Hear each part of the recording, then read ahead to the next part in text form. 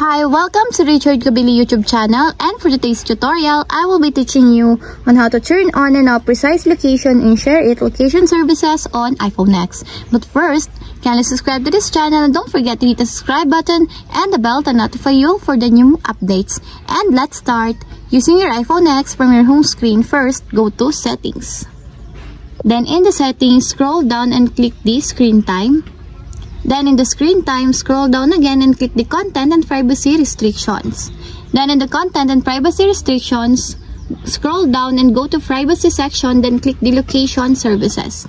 Then in the location services, scroll down and click the SHAREit. Then in the SHAREit, find the precise location, and as you will see, there's a switch button on the right side of it. Then all you have to do is just click it to enable until it becomes green. When the precise location is enabled, it allows apps to use your specific location. With this setting off, apps can only determine your approximate location. And if you want to disable, just click again the switch button. And that's it. We have successfully turned on and off precise location in SHAREit location services on iPhone X. If you have a question, kindly comment down below, and don't forget to hit the subscribe button and the bell to notify you for the new updates. And thank you for watching.